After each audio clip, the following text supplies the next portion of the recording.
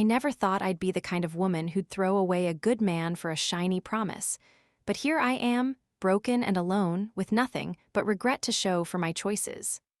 My name, Elena, I'm 31, and until 6 months ago, I thought my life was on the brink of something extraordinary. A life that sparkled, a life that mattered, a life where I'd be someone, not just anyone. I lived in Chicago with my husband, Daniel, a 33-year-old accountant whose life was as steady and predictable as the numbers he crunched day after day, hour after hour, in his small, windowless office downtown. We'd been married for 4 years, together for 7, sharing a cozy but unremarkable apartment near Lincoln Park, a place that felt more like a museum of our past than a home for our future. The apartment mirrored Daniel's soul, beige walls I'd begged to paint a bold red or a sunny yellow, anything to bring some life into the space, but he'd always refused, saying, "Beige is neutral, Elena. It's practical." Practical. That word defined him, defined our life, defined everything I was starting to resent. The living room had a sturdy oak dining table, its surface scarred from years of tax, seasoned battles, stacks of papers, and Daniel's endless calculations, the wood scratched where he dropped a pen one too many times. The fridge was always stocked with the same groceries, a routine as unyielding as Daniel himself. Chicken breasts, broccoli, almond milk, and a loaf of whole grain bread he swore was healthier, even though he never ate the crusts, leaving them to dry out on the counter until I threw them away. The kitchen carried the faint, lingering scent of his morning oatmeal, a smell that once comforted me, a reminder of quiet mornings together, but now felt like a chain, binding me to a routine I'd outgrown, a routine that made me feel like I was drowning in monotony. My attempts to liven the space were scattered around.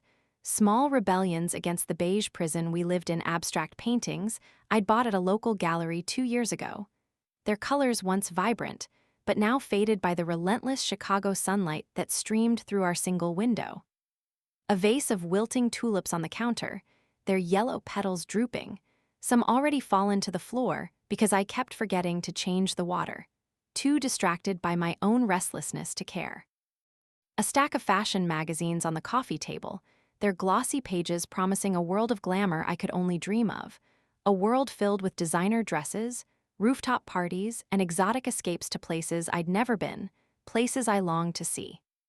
I'd flip through those magazines late at night, the apartment quiet except for Daniel's soft snores, and I'd imagine myself in those pages, wearing a sequined gown, sipping champagne in Paris, laughing with people who lived lives as big as my dreams.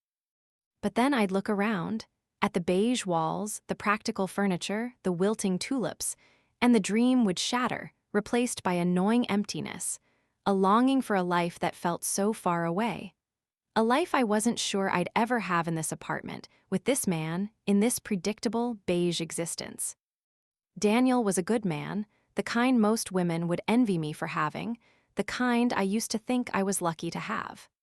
He woke at 6:30 every morning, his alarm a soft chime that jolted me from sleep, a sound I'd come to dread over the years because it marked the start of another day in our unchanging routine. I'd grown, pulling the covers over my head, trying to cling to the last threads of sleep, while he'd slip out of bed, his movements quiet and deliberate, careful not to wake me more than necessary, always considerate, always thoughtful. He'd shuffle to the kitchen in his faded plaid pajama pants. My Christmas gift from 3 years ago, now threadbare at the knees, the blue and green checks barely visible through the wear. And I'd hear the familiar sounds of him starting the day. The clink of the coffee pot, the hiss of the kettle, the soft thud of the fridge door as he pulled out the almond milk. He'd brew coffee, black for him, a splash of almond milk for me, using the same chipped mugs we'd bought at a thrift store when we first moved in together, their sailboat designs chipped and faded, the blue paint peeling where my thumb always rested. He'd set my mug on the counter with a quiet smile, the steam curling upward in lazy spirals, a small act of love that used to make my heart swell but now felt like just another part of the routine, another reminder of how little had changed in 7 years. He'd sit at the dining table with his laptop, reviewing spreadsheets before heading to his office, always in a pressed suit, his tie a muted shade of blue or gray, his shoes polished to a dull shine, practical and unassuming just like him. He was reliable, a rock I could lean on, calling if he'd be late, leaving notes like "got milk," be home by 6 on the counter in his neat handwriting, holding me close after a rough day at work, his arms strong and steady around me. Last week, after a brutal deadline at the agency, I'd come home exhausted, my shoulders slumped, my head pounding from hours of staring at a computer screen, and I'd found him waiting with a plate of spaghetti. His mom's recipe, rich with tomatoes, basil, and a hint of garlic, the noodles perfectly al dente, the sauce simmering on the stove for hours. He poured me a glass of cheap Merlot we'd bought on sale at the grocery store, the bottle's label peeling at the edges, and set the table with paper napkins folded into neat triangles, a small gesture that showed how much he cared. "You look tired," he'd said, his hand on mine, his thumb tracing a gentle circle on my skin, his voice soft as a lullaby, his brown eyes warm with concern. Thought this might help. I'd smiled, grateful for his care, but inside, a restlessness gnawed at me, a resentment I couldn't name, a longing that twisted my stomach into knots. His gestures were sweet, but they were predictable, etched into the routine that defined our life. A routine that felt more like a prison with each passing day, a prison I was desperate to escape. His idea of a big night was ordering Thai takeout. Always the same order, chicken pad Thai with extra peanuts, the container stained with soy sauce by the time it arrived, followed by a PBS documentary on the couch. Last month, it was something about the history of bridge engineering, a topic so dull I could barely keep my eyes open, and I drifted off halfway through, my head on his shoulder, his arm around me, his quiet hum of interest the last thing I heard before sleep claimed me. Meanwhile, I dreamed of rooftop bars where I'd sip champagne in a sequin gown, my designer heels clicking on marble floors as I laughed with people who lived lives as big as my dreams, weekends in Paris where I'd wander the streets with a croissant in hand, the Eiffel Tower glowing in the distance, its lights reflecting in my eyes. I wanted a life that felt alive, a life that sparkled, a life that matched the fire burning inside me, a fire Daniel couldn't see, couldn't understand. Daniel didn't get that. He was content with his spreadsheets, his savings account, his quiet evenings, his practical existence. "We're building a future, Alina," he'd say whenever I pushed for a spontaneous trip or a fancy dinner, his hand on my shoulder, his voice calm but firm, his brown eyes steady as he tried to reason with me. Be smart about this.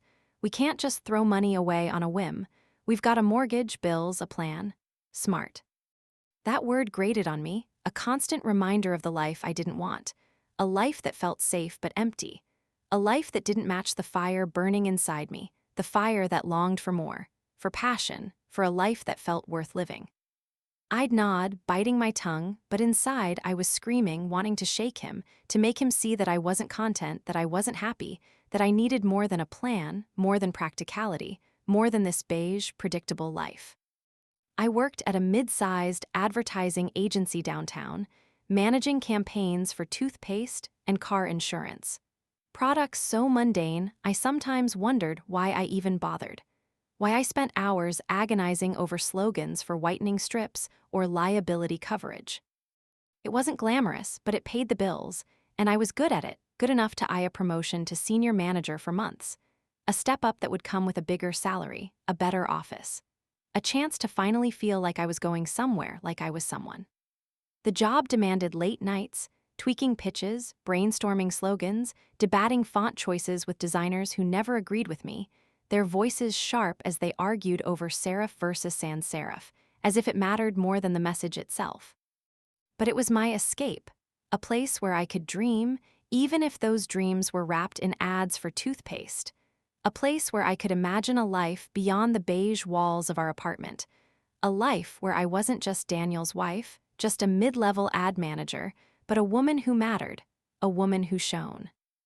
I wanted more money, more status, a life where I wasn't just another cog in the machine, but a woman who walked into a room and commanded attention, a woman whose name carried weight, a woman people whispered about with awe.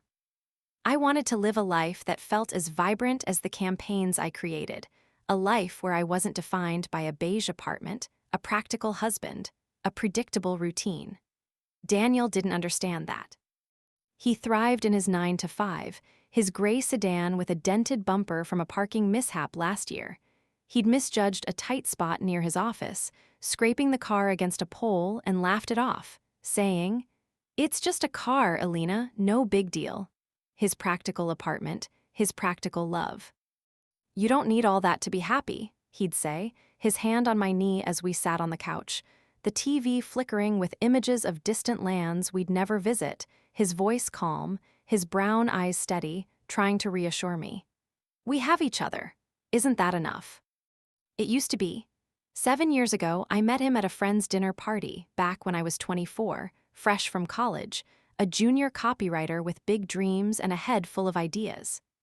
Daniel was there, a friend of a friend, sipping a beer and listening more than he spoke, his quiet presence a balm amid the chaos of loud laughter, clinking glasses, and overlapping conversations. He wasn't flashy, but he was kind, with warm brown eyes that crinkled at the corners when he smiled, a laugh that made me feel seen in a room full of people who barely noticed me. We talked for hours that night, about my love for spicy food, his obsession with old jazz records, our shared hatred of the sound of chewing, a pet peeve that made us both laugh until our sides ached. He told me about his job, how he loved the order of numbers, the way they always made sense, the way they never lied. I told him about my dreams, my plans to climb the corporate ladder, to travel the world, to live a life that sparkled, a life where I'd be someone, not just anyone. "I believe in you," he'd said, his hand brushing mine, his fingers warm against my skin, and I believed him, believed in the future we could build together. But over time, that safety turned into a cage, a prison I hadn't signed up for, a life that felt more like a sentence than a choice. Late at night, with Daniel asleep beside me, his soft snores a steady rhythm, his plaid pajamas wrinkled from tossing in his sleep, I'd scroll Instagram. Influencers in Paris, executives at galas, women in designer gowns living lives I envied, lives that seemed so far from mine, so out of reach. I'd glance at him, his practical shoes by the door, scuffed at the toes from years of use. His oatmeal bowl in the sink, the oats crusted on the sides because he never rinsed it properly. His stack of bills on the counter, organized with color-coded sticky notes, a system that made my skin crawl with its precision, and feel a bitter resentment, a bitterness that grew with every passing day, every passing month, every passing year. I wanted more, and he couldn't give it to me, didn't even try to give it to me, didn't even see that I needed it, that I was starving for it. Fights erupted over the smallest things, his socks on the bathroom floor, a tangled mess of white cotton that drove me up the wall, his refusal to try a new fusion restaurant I'd found downtown, a place with glowing reviews and a menu that promised excitement, but he'd said, "Why spend money on something we might not like? Let's stick to what we know." His insistence on saving every penny for a future I wasn't even sure I wanted, a future of more beige walls, more practical choices, more monotony. "Why can't you just live a little?" I'd snap, my hands on my hips, my voice sharp, my frustration boiling over, spilling out in ways I couldn't control, didn't want to control. "Why can't you be more exciting? Why can't you be someone who gets me, who sees me, who wants the same things I want?" He'd look at me, his brown eyes sad but steady, his hands clenched at his sides, his voice low and measured, his words heavy with the weight of my rejection, my dissatisfaction. "I'm trying, Alina," he'd say, his voice breaking, his eyes glistening with unshed tears, his shoulders slumping as if my words were a physical weight he couldn't bear. "I love you. What more do you want? Tell me, and I'll try to be that for you. I'll try to be enough." I had no answer then, just a gnawing need for something bigger, something that would ignite me, something that would make me feel alive, make me feel like I was finally living the life I was meant to live. I didn't know what I wanted, not exactly, but I knew it wasn't this. This beige apartment, this predictable life, this man who loved me but couldn't give me the spark I craved, the life I wanted, the life I deserved. And then I met Nalan, and everything changed, everything shifted, everything I thought I knew about myself, about my life, about what I wanted, was turned upside down in a single moment. Nalan's words hung in the air between us, a promise wrapped in danger, a temptation Alina couldn't resist even if she'd wanted to. She sat in his office, the whiskey glass still in her hand, the amber liquid catching the light from the floor-to-ceiling windows, the Chicago skyline stretching out behind her like a glittering promise of the life she'd always dreamed of, a life that felt so close now, so tangible, so within her reach. The office was pristine, a stark contrast to the cluttered, beige apartment she shared with Daniel, a space that screamed power, success, ambition. Everything she craved, everything she'd been missing, everything she'd convinced herself she needed to feel alive, to feel like she was finally living the life she was meant to live. The glass desk in front of her was bare except for his laptop, and that Mont Blanc pen, its black and gold finish gleaming under the recessed lighting, a symbol of the kind of life he lived, the kind of life he was offering her. The bar cart in the corner, with its crystal decanters and amber liquids, seemed to glow with possibility. A reminder of the luxury, the indulgence, the glamour she'd always wanted but never had, a reminder of how far she was from the beige walls and oatmeal-scented mornings of her life with Daniel. She looked at Nalan, his piercing blue eyes locked on hers, his tailored suit hugging his frame, his presence commanding, overwhelming, intoxicating. He leaned back in his leather chair, the kind that probably cost more than her car, his legs crossed, his hands resting casually on the armrests, his posture relaxed but authoritative, like he owned the room, the building, the city, and in that moment, Alina wanted him to own her, to see her, to choose her, to make her into the woman she'd always wanted to be. His smile, that slow, dangerous smile that sent shivers down her spine, lingered on his lips, a smile that said he knew exactly what she was thinking, exactly what she wanted, exactly what she was willing to do to get it. She felt exposed under his gaze, like he could see every dream, every fear, every longing she'd ever had, and instead of feeling vulnerable, she felt seen, truly seen, for the first time in years, maybe ever. Daniel loved her, she knew that, but he never saw her the way Nalan did, never saw the fire inside her, the hunger, the ambition, the need for more, for a life that sparkled, for a life that mattered. Alina took another sip of the whiskey, the burn sharp against her throat, a grounding sensation that reminded her this was real, that she was here, that she was on the edge of something life-changing, something dangerous, something she couldn't turn back from even if she wanted to. And she didn't want to. The whiskey warmed her chest, steadying her trembling hands, quieting the voice in her head that whispered warnings, that told her to think about Daniel, to think about their marriage, to think about the life she was risking, the life she was about to throw away for a man she barely knew, for a promise she wasn't even sure he'd keep. But that voice was drowned out by the louder, more insistent voice, the one that craved more, that longed to feel alive, to be desired, to be extraordinary, to be the woman Nalan saw in her, the woman she wanted to be, the woman she was becoming in that moment. She set the glass down on the desk, her fingers leaving faint smudges on the crystal, a small mark of her presence in this pristine space, a space that felt so far from her beige apartment, her beige life, her beige marriage.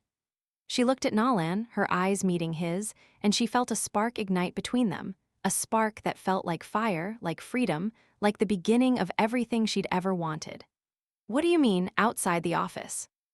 she asked, her voice steadier than she felt, though her heart was still pounding, her hands still trembling, her breath still shallow. She knew what he meant, of course she did, but she needed to hear him say it, needed to know exactly what he was asking of her, exactly what this would cost her, exactly what she'd have to give up to have the life he was promising, the life she wanted more than anything. He leaned forward again, his elbows on the desk, his blue eyes piercing, intense, unyielding, like he could see straight into her soul, see every dream, every fear, every longing she'd ever had. "I mean exactly what you think I mean, Alina," he said, his voice low, a rumble that sent a shiver down her spine, a rumble that made her heart race, made her skin flush, made her feel alive in a way she hadn't in years. "I mean dinners, drinks, late nights, weekends away. I mean getting to know each other, really know each other, outside of this office, outside of work, outside of the roles we play here. I mean building something together, your career, your future, a life that matches your potential, your beauty, your fire. I mean taking a chance on something bigger, something better, something that could change everything for you. His words were intoxicating, a promise of everything she'd ever wanted, a life she'd only seen in magazines, on Instagram, in her wildest dreams, a life that felt so close now, so real, so within her grasp. She thought about Daniel again, about their beige apartment with its beige walls and beige life, about his muted ties and PBS documentaries, about the way he'd look at her with those sad, steady eyes when she'd snap at him for being too practical, too boring, too safe. She thought about Nalan, his confidence, his power, the life he was offering on a silver platter. A life where she'd be someone, not just a wife, not just a mid-level ad manager, but a woman who mattered, a woman who shone, a woman who lived a life that sparkled, a life that was worth living. She thought about the way he looked at her, the way he saw her, the way he made her feel, like she was enough, like she was more than enough, like she was extraordinary. She thought about the life he was painting for her, Michelin-star restaurants where she'd sip wine and eat food she couldn't pronounce, trips to Milan where she'd walk the streets in designer heels, a wardrobe filled with dresses that cost more than her rent, a career where she'd be a star, a name that people knew, a name that mattered. She thought about the woman she could become with him, the woman she'd always wanted to be, the woman she'd dreamed of being since she was a little girl, staring at the glossy pages of her mother's fashion magazines, imagining a life that was bigger, better, brighter than the one she had. And she thought about the woman she was with Daniel, the restless, resentful, unfulfilled woman who felt trapped, who felt small, who felt like she was drowning in a sea of beige, a sea of practicality, a sea of a love that was real but not enough, not anymore. Alina took a deep breath, her heart pounding, her hands trembling, her breath shallow as she knew what she wanted, knew what she needed, knew what she was willing to do to get it. She looked at Nalan, her eyes meeting his, and she nodded, her voice steady now, her decision made, her future chosen. "Okay," she said again, her voice stronger this time, her resolve firm, her heart racing with a mix of fear and excitement, with a mix of guilt and desire, with a mix of loss and anticipation. "Let's do this. Let's see where this goes." He smiled again, that slow, dangerous smile that made her stomach flip, made her skin flush, made her feel alive in a way she hadn't in years, maybe ever. "Good," he said, his voice low, his eyes never leaving hers, his gaze piercing, intense, possessive. "You won't regret this, Alina. I'll make sure of it. I'll give you everything you've ever dreamed of, everything you deserve, everything you're meant to have. You're going to be a star, and I'm going to be the one to get you there." She nodded, her heart soaring, her mind racing with the possibilities, with the life he was promising, with the woman she could become, the woman she wanted to become, the woman she was already becoming in that moment. She finished the whiskey, the burn sharp and thrilling, a reminder of the fire inside her, the fire he'd ignited, the fire that would change everything, that would set her free, that would lead her down a path she couldn't turn back from, a path she didn't want to turn back from, a path that felt like destiny, like fate, like the beginning of everything she'd ever wanted. The affair started slowly, a dance of stolen moments and whispered promises that made Alina's heart race and her guilt flare in equal measure. A dance she couldn't stop even if she'd wanted to, a dance she didn't want to stop. Nalan would ask her to stay late at the office, claiming they needed to strategize over a new campaign, his voice casual but his eyes sharp, a glint of something dangerous in them. A glint that made her stomach flip, made her skin flush, made her feel alive in a way she hadn't in years. They'd sit in his office, the city lights glowing through the floor-to-ceiling windows, the rest of the agency long gone, the silence broken only by the hum of the air conditioning and the sound of their voices, their laughter, their secrets. He'd pull up mock-ups on his computer, leaning over her shoulder to point out details, his hand brushing her lower back, the warmth of his touch sending a jolt through her, a jolt that made her breath catch, her skin flush, her heart race. He'd laugh at her ideas, his laughter too close to her ear, his breath warm against her neck, his compliments too personal, too intimate for a professional setting, too intimate for a married woman, too intimate for the woman she was supposed to be, the woman she'd been with Daniel. "You're stunning in that dress," he'd say, his eyes lingering on the navy blouse she'd worn just for him, the silk clinging to her curves, the neckline just low enough to feel daring, to feel like she was someone else, someone bolder, someone braver, someone who belonged in his world. "I can't stop thinking about you, Alina," he'd whisper, his voice low, a rumble that made her heart race, made her stomach flip, made her feel desired, wanted, seen in a way she hadn't in years, maybe ever. She'd blush, her cheeks burning, her heart pounding, telling herself it was harmless, just a bit of fun to break the monotony of her life with Daniel. Just a way to feel alive, to feel seen, to feel desired, to feel like she was finally living the life she was meant to live. But it wasn't harmless, not really, not deep down, not when she knew what she was doing, knew what she was risking, knew what she was throwing away for a man she barely knew, for a promise she wasn't even sure he'd keep. Every late night at the office, every stolen glance in the hallway, every whispered compliment in the break room pulled her deeper into Nolan's orbit, deeper into his world, deeper into a life she couldn't resist, a life she didn't want to resist. She'd come home to Daniel, her mind still on Nolan, her body still buzzing from his touch, the scent of his cologne, something sharp and expensive, like cedar and amber, lingering on her skin, clinging to her clothes, a scent that followed her home, that reminded her of him, of what they'd done, of what she was doing, of what she was becoming. She'd lie to Daniel, smooth, practiced lies that rolled off her tongue like they were nothing, like they didn't burn her throat, didn't twist her stomach with guilt, didn't make her feel like the worst version of herself. "Just a late meeting," she'd say, avoiding his gaze as she slipped off her heels, kicking them by the door, the navy leather scuffed from the day, the heels worn from packing the office floor, from standing too close to Nolan, from leaning into his touch. "We're working on a big campaign. It's stressful, you know how it is." Daniel would nod, his brown eyes searching hers, a flicker of suspicion in them, a flicker of doubt, a flicker of hurt that made her chest ache, made her guilt flare, sharp and searing. But he didn't push, didn't accuse, didn't fight. "Okay," he'd say, his voice soft, trusting, his hands folded in his lap as he sat on the couch. A documentary paused on the TV, something about whales this time, the narrator's voice droning on about migration patterns when she'd walked in, a bowl of popcorn on the coffee table, the kernels cold from waiting for her, a plate of spaghetti covered with foil in the fridge, a note on the counter in his neat handwriting. "Saved you some dinner. Missed you." He'd look at her with those sad, steady eyes, his glasses slipping down his nose, his plaid pajama pants wrinkled from sitting too long, and she'd feel a pang of something she couldn't name. Love, maybe, or regret, or guilt. A deep, aching guilt that she couldn't shake, couldn't bury, couldn't ignore, no matter how hard she tried. "Do you want some tea?" he'd ask, his voice soft, his hands already reaching for the kettle, always trying to take care of her, always trying to make her feel better, always trying to be enough, even when she'd already decided he wasn't, even when she'd already chosen someone else, something else, a life that wasn't theirs. "I can make you some chamomile. It'll help you relax after a long day." "No, I'm fine," she'd say, her voice sharp, her tone dismissive as she headed to the bedroom to change, to wash away the day, to wash away the guilt she couldn't quite shake, couldn't quite bury, couldn't quite escape.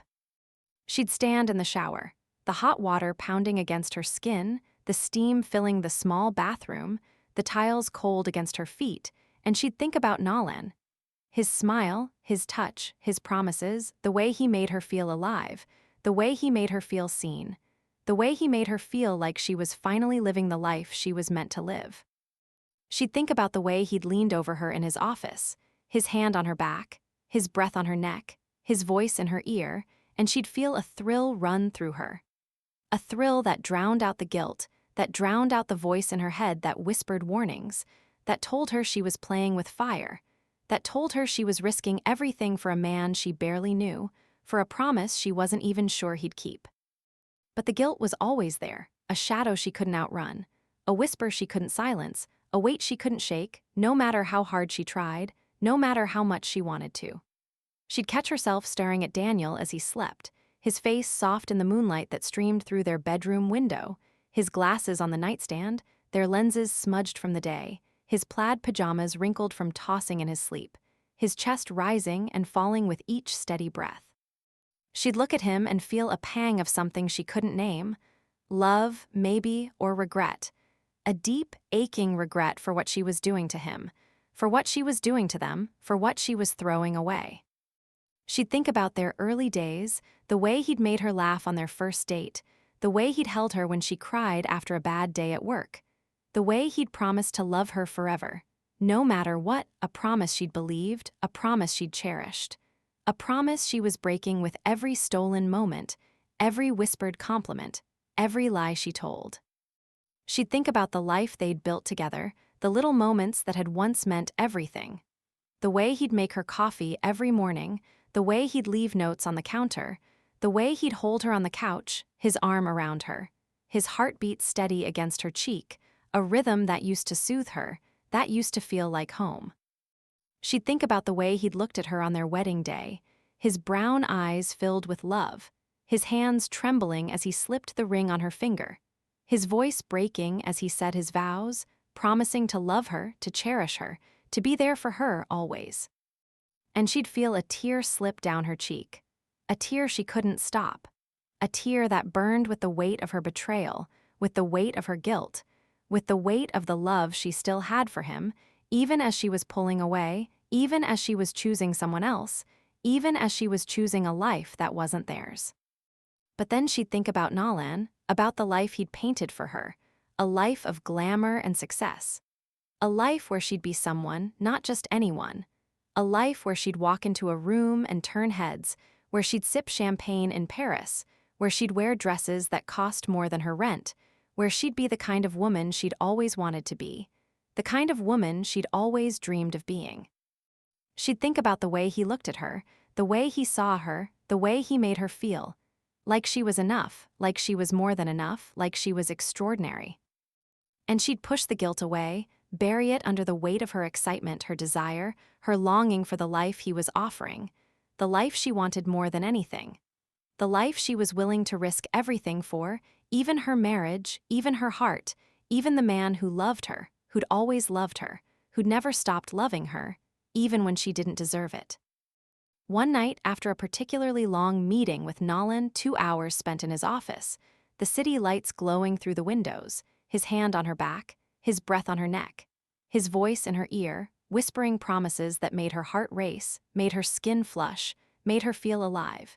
He invited her to dinner at a rooftop restaurant overlooking the Chicago River, the kind of place she'd only dreamed of, the kind of place she'd seen in magazines and envied from afar.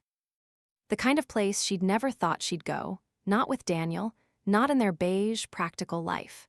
She hesitated for a moment, her mind flashing to Daniel waiting at home, probably on the couch with a documentary queued up, a plate of spaghetti saved for her in the fridge, a note on the counter in his neat handwriting, his sad, steady eyes searching hers when she'd walk in late again, lying again, hurting him again. But the pull of Nalan's world was too strong, too intoxicating, too irresistible to deny, too tempting to walk away from, too thrilling to ignore. "I'd love to," she said, her voice steady, her decision made, her heart racing with anticipation, with excitement, with the thrill of what was to come, with the thrill of stepping into his world, of leaving hers behind, of becoming the woman she'd always wanted to be, even if it meant breaking the heart of the man who loved her, even if it meant risking everything, even if it meant losing herself in the process. She went home to change, her hands trembling as she slipped into a navy dress she'd splurged on months ago but never worn, the fabric hugging her curves, the neckline just low enough to feel daring, to feel bold, to feel like she was someone else, someone braver, someone who belonged in Nalan's world, someone who could hold her own in a place like that. The dress shimmered under the bedroom light, the navy fabric catching the glow, the hem brushing her thighs in a way that made her feel powerful, untouchable, like she was stepping into a new skin, a new life, a new her. She styled her hair in loose waves, the strands falling over her shoulders, catching the light as she moved, a cascade of dark brown that felt softer, silkier, more glamorous than it ever had in their beige apartment. She applied a bold red lipstick she knew Daniel didn't like. "Too much," he'd say, his nose wrinkling whenever she wore it, his voice gentle but firm, always trying to keep her in the box he'd built for her, the box she'd outgrown. But she wanted to feel bold, to feel daring, to feel like the woman Nalan saw in her, the woman she wanted to be, the woman she was becoming. She looked at herself in the mirror, the woman staring back at her a stranger, confident, glamorous, a far cry from the tired, restless Alina who lived in a beige apartment with a practical husband. A far cry from the woman who'd spent years dreaming of a life she thought she'd never have. A far cry from the woman who'd settled for less, who'd settled for safe, who'd settled for a love that was real but not enough, not anymore. She grabbed her clutch, a small black one she'd bought on sale last year, the leather scratched at the edges but still elegant, still fitting for the night, for the place, for the life she was stepping into. She scribbled a note for Daniel, asterisk working late again, don't wait up, asterisk, her handwriting messy, her guilt a sharp pang in her chest as she left the note on the counter, the tulips in the vase drooping beside it, their yellow petals scattered on the counter. A silent witness to her absence, her betrayal, her choice. She left, her heels clicking on the hardwood floor, the sound echoing in the empty apartment as she closed the door behind her. Her heart pounding with a mix of excitement and dread, with a mix of anticipation and guilt, with a mix of longing and loss. The restaurant was breathtaking, a glittering oasis above the city, a place that felt like a dream, a world she'd only ever imagined, a world she'd envied from afar, a world she was finally stepping into, a world she was finally claiming as her own. String lights twinkled overhead, casting a warm glow over the tables, the Chicago River shimmering below them, a silver ribbon weaving through the city, the skyline glowing against the night, a constellation of lights that made her heart ache with longing, with a desire to be part of this world, to belong here, to live here. The air smelled of jasmine and expensive perfume, the murmur of conversation and clinking glasses filling the space, a symphony of wealth and privilege, a symphony she wanted to be part of, a symphony she felt she was born to join. The tables were set with white linens, the chairs cushioned in soft velvet, the waiters moving with quiet precision, their black tuxedos crisp, their movements graceful, their voices low as they took orders, as they poured wine, as they made sure every guest felt like royalty, like they belonged, like they mattered. Nalan was waiting at a table by the edge, a glass of champagne already in his hand, his suit jacket off, his tie loosened, his shirt unbuttoned at the collar, revealing a hint of tanned skin, a glimpse of the man beneath the polished exterior. A glimpse that made her stomach flip, made her heart race, made her feel a pull she couldn't ignore, didn't want to ignore. His smile was as disarming as ever, a flash of white teeth that made her stomach flip, his blue eyes locking onto hers as she approached, his gaze raking over her, taking in every detail. The navy dress, the red lipstick, the way her heels made her legs look endless, the way her hair fell in loose waves over her shoulders, the way she carried herself, like she belonged here, like she was meant to be here, like she was already part of his world. "You look incredible," he said as she sat down, his voice low, his hand reaching across the table to brush hers, his touch warm, electric, sending a jolt through her that made her breath catch, made her skin flush, made her heart race. He handed her a glass of champagne, the bubbles tickling her throat as she sipped, the taste crisp and bright, a contrast to the heavy guilt in her chest, a contrast to the weight of what she was doing, what she was risking, what she was throwing away. "Thanks," she said, her voice softer than she intended, her cheeks flushing under his gaze, her heart racing with the thrill of being here with him in this world she'd always dreamed of, a world that felt so real now, so tangible, so hers. He toasted to new beginnings, his glass clinking against hers, his eyes never leaving hers, a silent promise in his gaze, a promise that made her stomach flip, her skin flush with heat, her heart soar with possibility. They talked as they ate, the conversation flowing easily, effortlessly like they known each other for years, not weeks like they were meant to be here, meant to be together, meant to be part of each other's worlds. He ordered for them oysters to start, the shells glistening with a mignonette sauce that tasted like the ocean, sharp and briny, the flavor bursting on her tongue, a flavor she'd never tasted before, a flavor that felt like luxury, like indulgence, like the life he was offering her. The oysters were followed by a lobster dish, the sauce delicate and rich, a blend of butter and lemon with a hint of tarragon, the lobster tender and succulent, the kind of dish she'd only seen in magazines, the kind of dish she'd never thought she'd eat, not in her beige life with Daniel, not in their practical, predictable world. They sipped champagne between bites, the bubbles tickling her throat, the taste crisp and refreshing. A taste that felt like celebration, like victory, like the beginning of something new, something better, something she'd always wanted. Over appetizers, he told her about his trips to Paris, his villa in Tuscany, the way he'd built his career from nothing, his voice a low rumble that sent shivers down her spine, his hand on hers, his thumb tracing circles on her skin, a gesture that felt intimate, possessive, a gesture that made her feel wanted, desired, loved in a way she hadn't in years. "I started with nothing," he said, his blue eyes locked on hers, his hand tightening on hers, his touch grounding her, pulling her deeper into his orbit, deeper into his world, deeper into the life he was offering. A small agency in New York, barely making ends meet, working out of a tiny office with a broken heater, wearing the same suit to every meeting because it was all I had. But I had a vision, and I made it happen, Alina. I worked hard, I took risks, I didn't let anything stop me, and now I'm here, living the life I always dreamed of, a life I want to share with you. You remind me of myself, Alina, ambitious, hungry, willing to do whatever it takes to get what you want, to live the life you deserve. I can give you that life, Alina. You just have to trust me, just have to take a chance, just have to say yes. She believed him, every word, her heart pounding with excitement, with desire, with the thrill of being seen as more than just Daniel's wife, more than just a mid-level ad manager, but a woman with potential, a woman who could be a star, a woman who could have everything, a woman who deserved everything. Over the main course, a perfectly seared steak for him, the meat juicy and tender, the char crisp and smoky. A delicate piece of halibut for her, the fish flaky and tender, paired with a glass of white wine that tasted like summer, bright and citrusy, with notes of peach and honey. He talked about the agency, about the campaigns he wanted to launch, about the role he saw for her, the future he envisioned for her. "You're going to be senior manager soon," he said, his voice firm, his eyes locked on hers, his hand on her thigh under the table, a gesture that felt intimate, possessive, a gesture that made her heart race, made her skin flush, made her feel alive. And after that, who knows? Creative director, maybe even partner someday. I'll make it happen, Alina.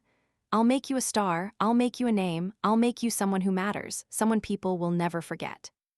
She nodded, her heart soaring, her mind racing with the possibilities, with the life he was painting for her, a life she'd only ever dreamed of, a life she'd thought was out of reach, a life she was finally stepping into, finally claiming as her own.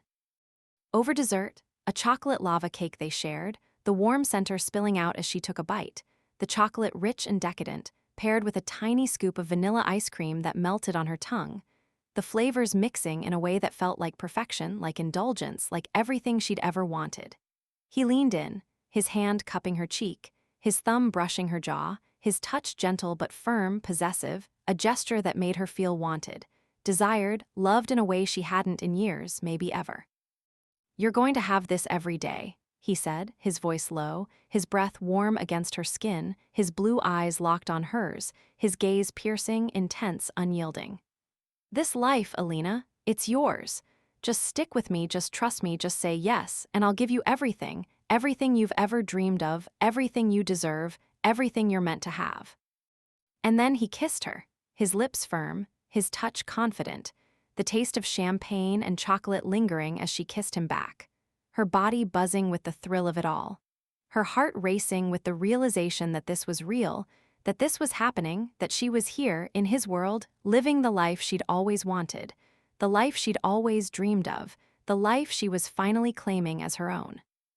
She didn't think about Daniel, about their apartment, about the life she was risking, the man she was betraying, the marriage she was destroying. She thought about Nalan, about the life he was offering, about the woman she could become with him, the woman she'd always wanted to be, the woman she was becoming in that moment, with that kiss, with that choice.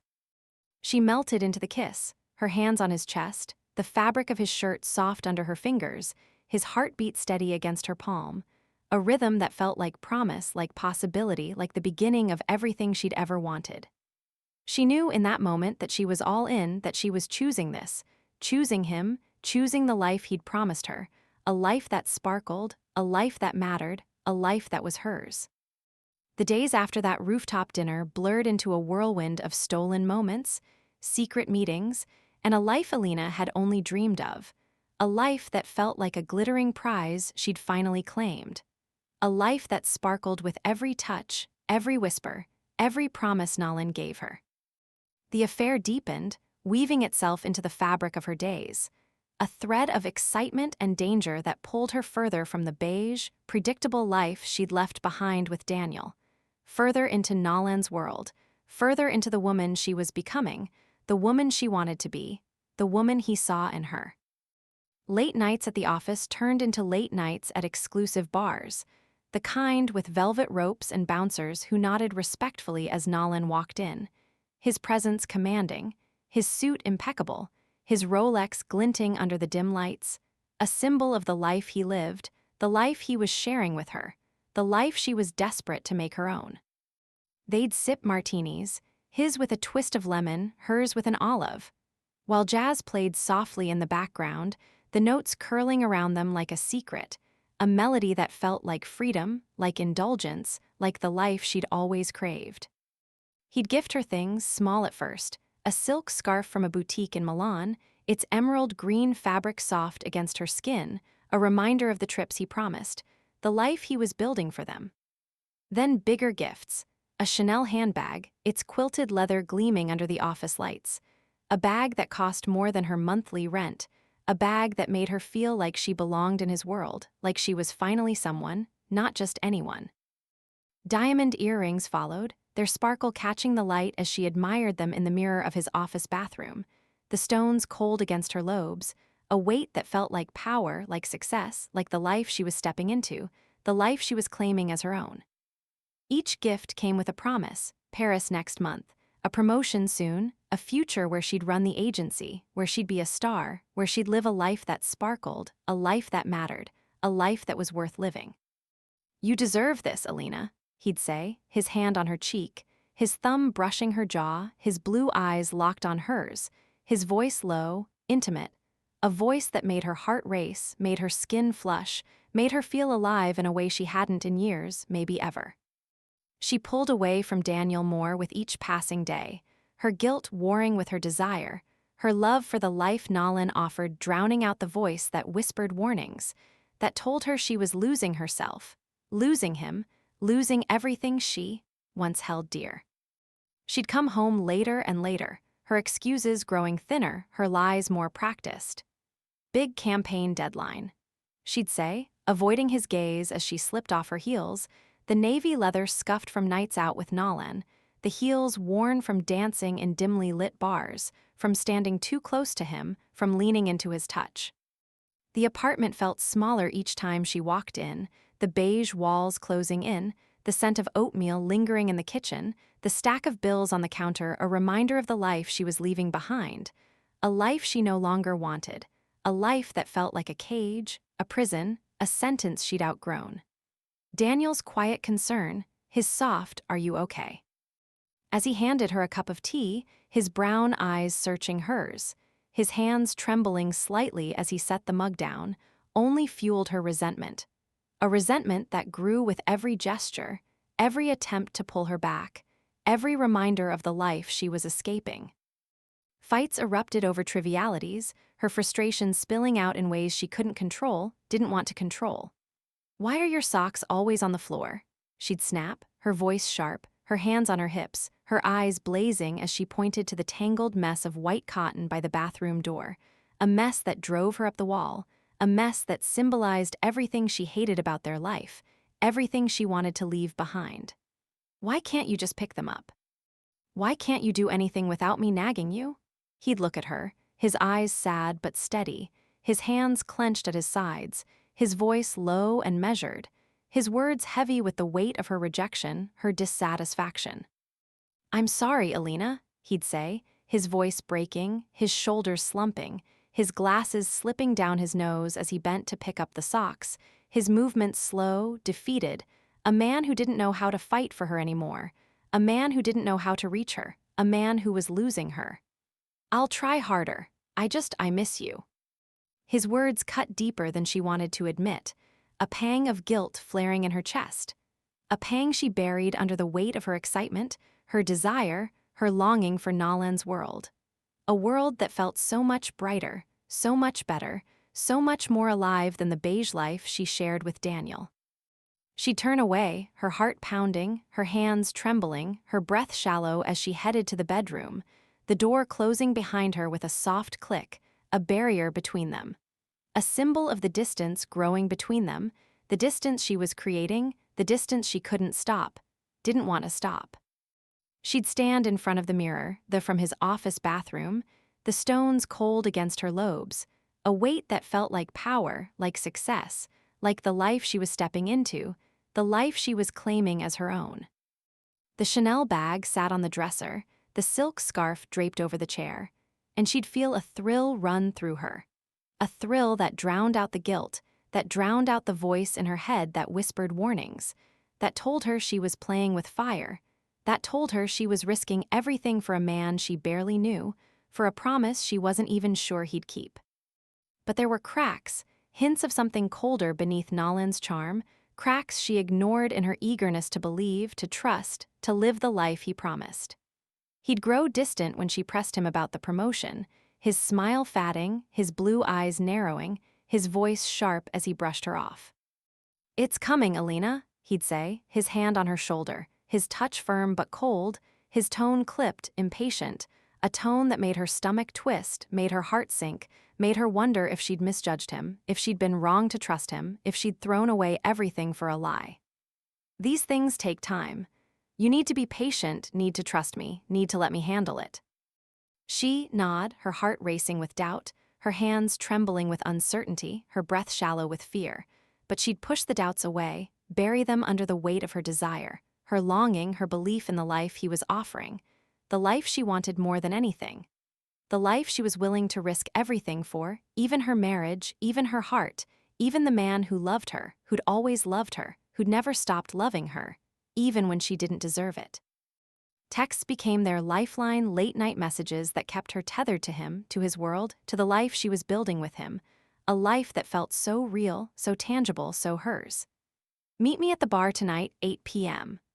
"Wear that red dress," he'd text, his words bold and commanding, a command she couldn't ignore, didn't want to ignore, a command that made her heart race, made her skin flush, made her feel alive.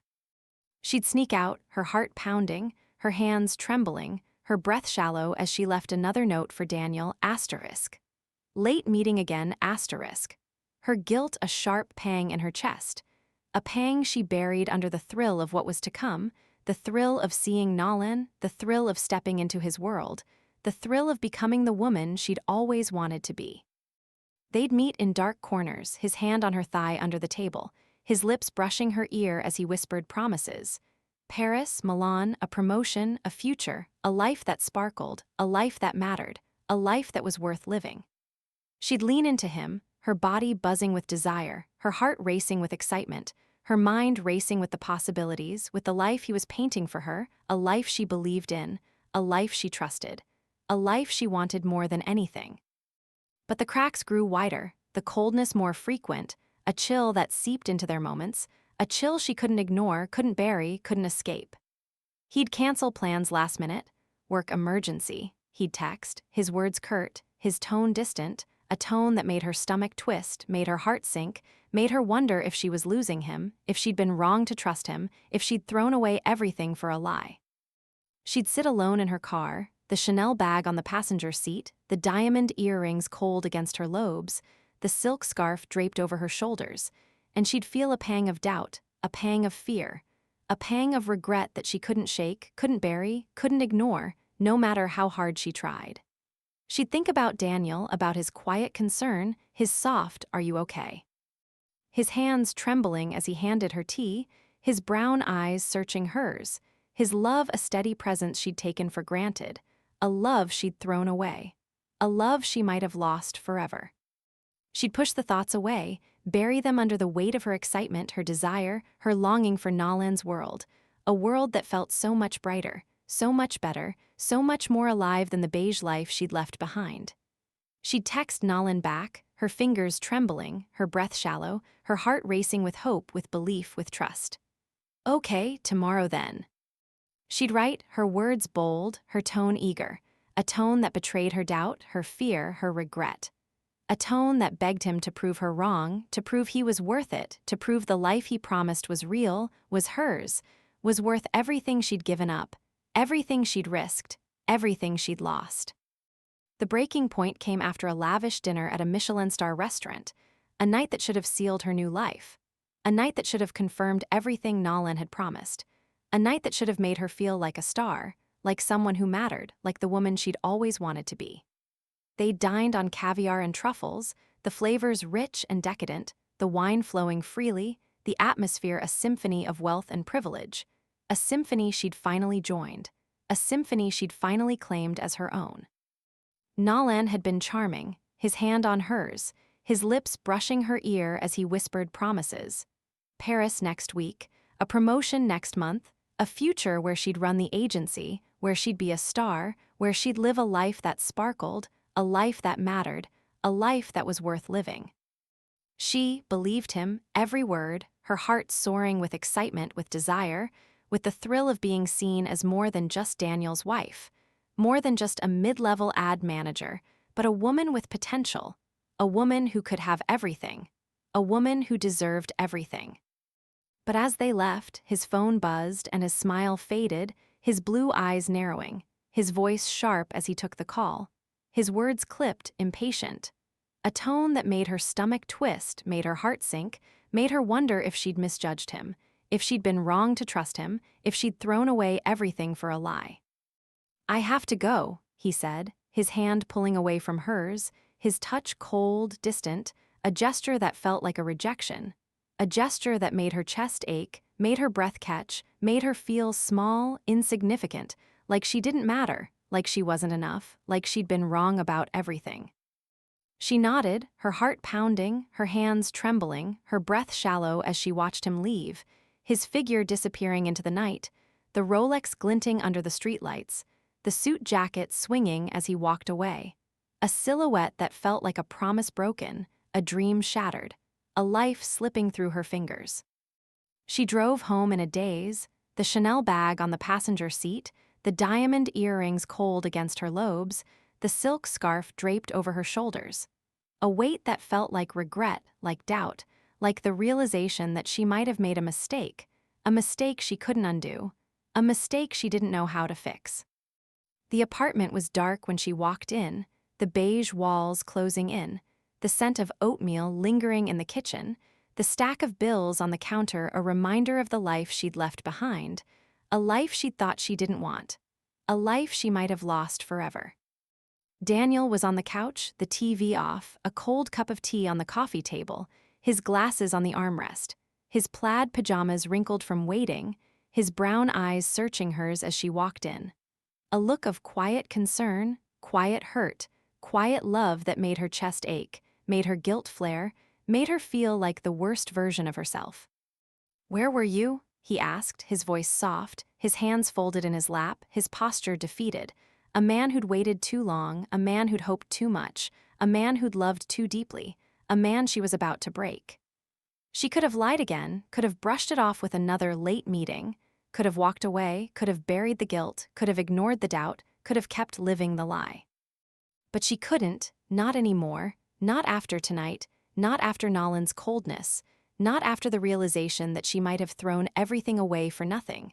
For a promise that might never come true, for a man who might not love her, might not see her, might not want her the way she'd thought. Elena took a deep breath, her heart pounding, her hands trembling, her breath shallow as she sat beside him, the couch creaking under her weight, the fabric worn from years of use, a reminder of the life they'd built, the life she was about to destroy. "I need to tell you something," she said, her voice breaking, her eyes filling with tears, her hands clenched in her lap, her guilt a sharp pang in her chest. A pang she couldn't bury, couldn't ignore, couldn't escape. He looked at her, his brown eyes wide, his glasses slipping down his nose, his hands trembling as he reached for her, his touch gentle, hesitant, a touch that made her heart ache, made her tears fall, made her feel the weight of what she was about to do, the weight of what she'd already done. "I've been seeing someone else," she said, the words spilling out, raw and jagged, cutting through the silence, cutting through the love, cutting through the life they'd built, a confession that broke them, broke her, broke everything. "It's been going on for weeks. I didn't mean for it to happen, but it did, and I don't know how to stop it, don't know how to go back, don't know how to fix this."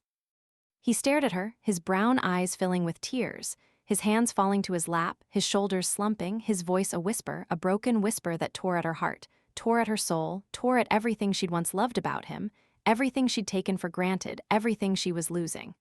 "Who?" he asked, his voice cracking, his hands trembling, his glasses fogging with his breath, his face pale, his love a weight she couldn't bear, a weight she'd created, a weight she didn't know how to carry. "Who is he, Alina? Why wasn't I enough?"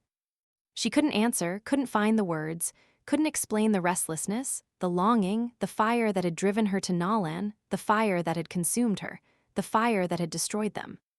She looked at him, her tears falling, her heart breaking, her guilt a sharp pang in her chest, a pang that made her want to take it back, to undo it all, to go back to the life they'd had, the life she'd thrown away. But she couldn't, not now, not after everything, not after choosing Nalan, not after stepping into his world, not after believing his promises, not after risking everything for a life that might not be hers, might not be real, might not be worth it. "I'm sorry," she said, her voice breaking, her hands trembling, her tears falling onto the couch, the fabric absorbing them, a silent witness to her betrayal, her regret, her loss. "I'm so sorry, Daniel. I didn't mean to hurt you, didn't mean to break us, didn't mean to lose you. But I have to go, have to see where this takes me, have to find out if this is what I want, what I need, what I deserve." He nodded, his tears falling, his hands clenched in his lap, his voice a whisper, a broken whisper that tore at her heart, tore at her soul, tore at everything she'd once loved about him, everything she'd taken for granted, everything she was losing. "If that's what you want," he said, his voice cracking, his eyes avoiding hers, his love a weight she couldn't bear, a weight she'd created, a weight she didn't know how to carry. "I won't stop you, Alina. I love you, but I can't make you stay. I can't make you love me. I can't make you want this life." She stood, her heart breaking, her hands trembling, her tears falling as she packed a bag, the Chanel handbag slung over her shoulder, the diamond earrings glinting in her lobes, the silk scarf draped over her arm, a weight that felt like regret, like doubt, like the realization that she might have made a mistake she couldn't undo, a mistake she didn't know how to fix. She looked at him one last time, his brown eyes filled with tears, his glasses fogging, his hands trembling, his love a presence she couldn't escape, a presence she was leaving behind, a presence she might never feel again. "Goodbye, Daniel," she said, her voice breaking, her heart shattering, her guilt a sharp pang in her chest. A pang that followed her out the door, out of the apartment, out of the life they'd built, out of the love they'd shared, out of the man who'd loved her, who'd always loved her, who'd never stopped loving her, even when she didn't deserve it. The door clicked shut behind Alina, the sound echoing in the quiet hallway, a final punctuation to the life she'd just shattered. A life she'd built with Daniel over 7 years. A life that felt like a distant memory as she stood there. Her heart pounding, her hands trembling, her breath shallow with a mix of relief and regret. A mix that twisted her stomach, that made her chest ache, that made her question everything she'd done, everything she was doing, everything she was about to do. The Chanel bag hung heavy on her shoulder, its quilted leather pressing into her skin, a weight that felt like luxury but also like guilt, like a reminder of the choices she'd made, the promises she'd broken, the love she'd thrown away. The diamond earrings glinted in her lobes, cold against her skin, a sparkle that felt like success but also like betrayal, like a symbol of the life she was chasing, the life she might never truly have. The silk scarf slipped slightly, its emerald green fabric brushing her arm, a touch that felt like freedom but also like loss, like the part of her she'd left behind in that beige apartment, that beige life, that beige love. She stood in the hallway for a moment, the dim light casting shadows on the walls, the sound of her own breathing filling the silence.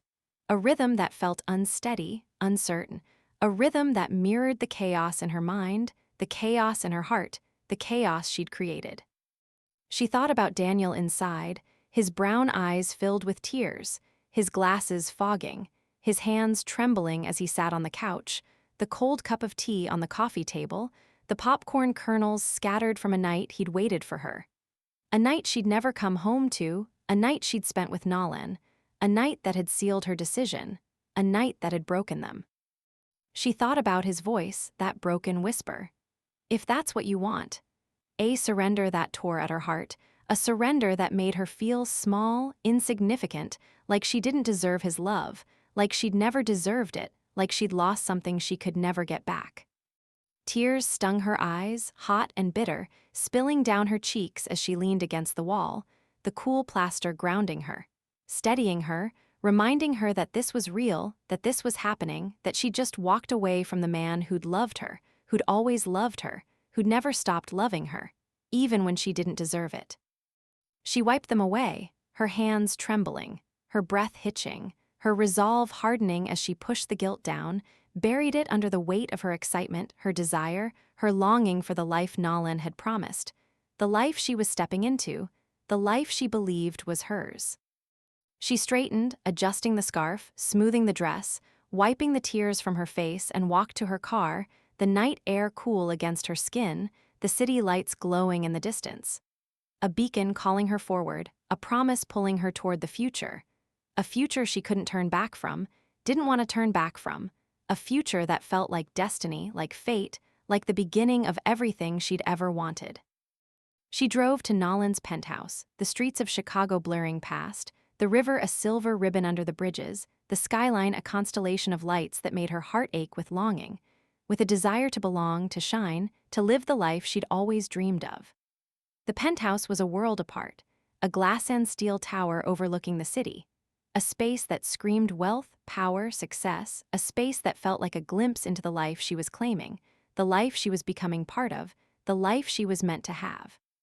She parked, her hands still trembling, her heart still racing, her breath still shallow as she grabbed her bag and stepped out, the cool night air brushing her skin, the sound of her heels clicking on the pavement, a rhythm that felt like triumph, like victory, like the start of something new.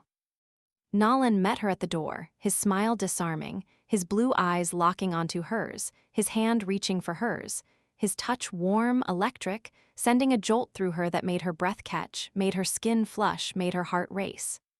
"You're here," he said, his voice low, intimate. A voice that made her feel wanted, desired, seen in a way she hadn't in years, maybe ever. He pulled her inside, the door closing behind them with a soft click, a sound that felt like closure, like the end of one life, the beginning of another. A sound that sealed her choice, her decision, her future. The penthouse was breathtaking. Floor-to-ceiling windows showcasing the city, a leather sofa that gleamed under the recessed lighting, a bar cart with crystal decanters, the air rich with the scent of leather and cologne, a scent that felt like luxury, like indulgence, like the life she was stepping into, the life she was claiming as her own. "You did it," he said, his hand cupping her cheek, his thumb brushing her jaw, his touch gentle but firm, possessive, a gesture that made her feel alive, made her feel like she belonged, made her feel like she was finally home. "You chose me, chose this, chose the life you deserve. I'm proud of you, Alina. This is just the beginning." She nodded, her heart soaring, her mind racing with the possibilities, with the life he was painting for her, a life she'd only dreamed of, a life she'd thought was out of reach, a life she was finally stepping into, finally claiming as her own. She leaned into him, her body buzzing with desire, her heart racing with excitement, her tears drying as she let go of the guilt, let go of the regret, let go of the man she'd left behind, the life she'd walked away from, the love she'd thrown away. She kissed him, her lips firm, her touch confident, the taste of champagne lingering as she kissed him back, her body melting into his, her heart opening to the future, to the life he promised, to the woman she was becoming, the woman she wanted to be, the woman she believed she could be with him. The first weeks in Nolan's penthouse were a blur of luxury and excitement, a life Alina had only seen in magazines, a life she'd envied from afar, a life she was finally living, finally claiming, finally making her own. The penthouse was a palace, marble floors that gleamed under her bare feet, a kitchen with stainless steel appliances she'd never learned to use, a bedroom with a king-sized bed draped in silk sheets, the city skyline glowing through the windows, a view that made her heart ache with possibility, with a desire to belong, to shine, to live the life she'd always dreamed of. She'd wake to the sound of Nolan's voice on the phone, his tone sharp, commanding, a voice that filled the space with power. With success, with the life he'd promised her, the life she was stepping into, the life she was becoming part of. He'd take her shopping, his credit card flashing at boutiques she'd only window shopped before, the saleswomen smiling as they handed her dresses. Versace, Dior, Givenchy. The fabric soft against her skin, the prices making her head spin, the experience making her feel like a star, like someone who mattered, like the woman she'd always wanted to be.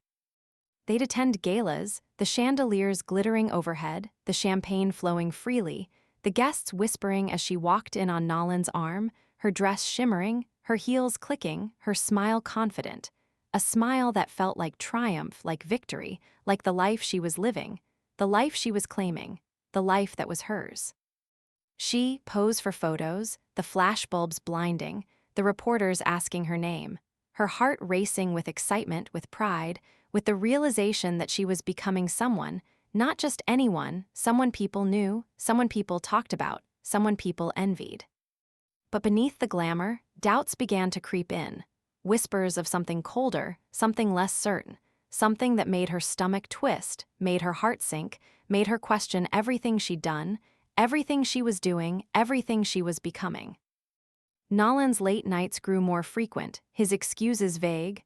Business calls, he'd say, his voice clipped, his eyes avoiding hers, his touch cold, distant, a touch that felt like a rejection, a touch that made her chest ache, made her breath catch, made her feel small, insignificant, like she didn't matter, like she wasn't enough, like she'd been wrong about everything. He'd come home smelling of whiskey and perfume, the scent clinging to his suit, a scent that wasn't hers, a scent that made her stomach twist, made her heart sink, made her wonder if she'd misjudged him, if she'd been wrong to trust him, if she'd thrown away everything for a lie. She'd lie awake in the silk sheets, the city lights glowing through the windows, the silence heavy with her thoughts, her doubts, her fears, a silence that felt like a mirror, reflecting the life she'd chosen, the life she was living, the life that might not be what she'd thought, might not be what she'd hoped, might not be what she'd dreamed. She'd think about Daniel, about his quiet concern, his soft, "Are you okay?" His hands trembling as he handed her tea, his brown eyes searching hers, his love a steady presence she'd taken for granted, a love she'd thrown away, a love she might have lost forever. She'd think about the beige apartment, the oatmeal-scented kitchen, the stack of bills on the counter, the life she'd walked away from, the life she'd thought she didn't want, the life she might have been wrong to leave. She'd push the thoughts away, bury them under the weight of her excitement, her desire, her longing for the life Nolan had promised, the life she was living, the life she believed was hers. She'd get up, the marble floor cold under her feet, the silk robe slipping off her shoulders, and walk to the window, the city sprawling below her, the skyline a glittering promise of the life she'd always wanted, the life she was stepping into, the life she was becoming part of. She'd tell herself she'd made the right choice, that this was worth it, that Nolan loved her, that he'd make good on his promises, that she'd be a star, that she'd live a life that mattered, that she'd find the happiness she'd been searching for, the happiness she'd thought she'd found with him. But the doubts grew louder, the coldness more pronounced, a chill that seeped into their moments, a chill she couldn't ignore, couldn't bury, couldn't escape. He'd snap at her over small things, her shoes left by the door, her coffee cup on the counter, her questions about the promotion, her need for reassurance, her longing for the life he'd promised, the life she'd believed in, the life she'd risked everything for. "You need to relax, Alina," he'd say, his voice sharp, his eyes narrowing, his hand pulling away from hers, his touch cold, distant, a touch that felt like a rejection, a touch that made her chest ache, made her breath catch, made her feel small, insignificant, like she didn't matter, like she wasn't enough, like she'd been wrong about everything. This life takes work, takes patience, takes trust. You can't keep pushing me, can't keep doubting me, can't keep asking for more. I gave you this, gave you everything. Isn't that enough? She nodded, her heart pounding, her hands trembling, her breath shallow as she buried the doubts, buried the fears, buried the realization that she might have made a mistake she couldn't undo, a mistake she didn't know how to fix. She'd smile, her lips trembling, her eyes filling with tears she wouldn't let fall, her resolve hardening as she told herself she'd made the right choice, that this was worth it, that Nolan loved her, that he'd make good on his promises, that she'd be a star, that she'd live a life that mattered, that she'd find the happiness she'd been searching for, the happiness she'd thought she'd found with him. But deep down, she knew something was wrong, knew the life she'd chosen wasn't what she'd thought, wasn't what she'd hoped, wasn't what she'd dreamed. She'd stand by the window, the city lights glowing below her, the skyline a glittering promise that felt hollow, that felt empty, that felt like a lie. She'd think about Daniel, about his love, his steadiness, his quiet strength, a love she'd taken for granted, a love she'd thrown away, a love she might never feel again. She'd think about the beige apartment, the oatmeal-scented kitchen, the stack of bills on the counter, the life she'd walked away from, the life she'd thought she didn't want, the life she might have been wrong to leave. And she'd wonder, if she'd made a mistake, if she'd been wrong to trust Nolan, if she'd thrown away everything for a promise that might never come true, for a man who might not love her, might not see her, might not want her the way she'd thought. The realization hit her like a wave that crashed over her, that drowned her, that left her gasping for air, gasping for the life she'd lost, the life she'd thrown away, the life she might never get back. She'd sacrificed true love for a lie, a glittering lie that promised everything but delivered nothing, a lie that left her broken, alone, with nothing but regret to show for her choices, nothing but the weight of her guilt, the weight of her doubt, the weight of the life she'd chosen, the life she was living, the life that might not be hers, might not be real, might not be worth it.